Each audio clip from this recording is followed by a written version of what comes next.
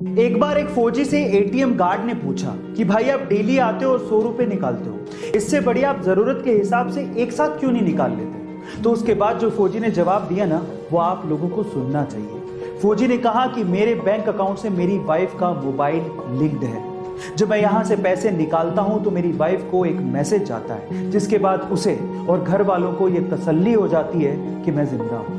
Guys, फौजियों की भावनाओं को समझिए।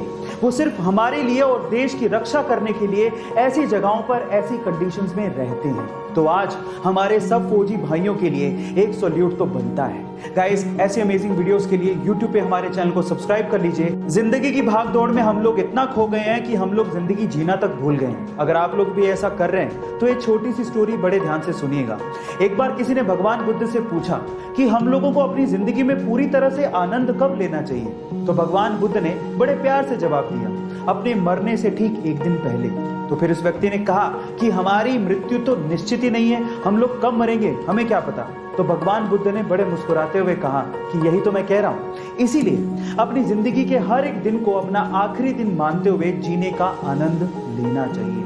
गाइस, आपको ये सुन के कैसा लगा चैट सेक्शन में जरूर लिखिएगा। अगर आपने महाभारत के किस्से सुने हैं तो आपने द्रौपदी के चीरहरण की कहानी भी सुनी होगी, जिसमें कृष्ण भगवान ने द्रौपदी के चीर यानी साड़ी को बढ़ाया था, जिसकी वजह से कौरव कुछ नहीं कर पाए थे। पर सवाल यह है कि कृष्ण भगवान ने ऐसा किया क्यों। तो उसके पीछे की कहानी सुनिए। जब कृष्ण भगवान ने सुदर्शन चक्र से शिशुपाल का वध किया था तो उस समय सुदर्शन चक्र की वजह से कृष्ण भगवान की उंगली भी कट गई थी। तब द्रौपदी ने अपनी साड़ी का पल्लू फाड़ के कृष्ण भगवान की उंगली पे बांधा था। तब कृष्ण भगवान ने द्रौपदी से वादा किया था कि हे द्रौपदी, तुम्हारे एक एक सूत का कर्ज हम चुकाएंगे। और इसी वजह से चीरहरण के समय कृष्ण भगवान ने साड़ी को बढ़ाते चले गए।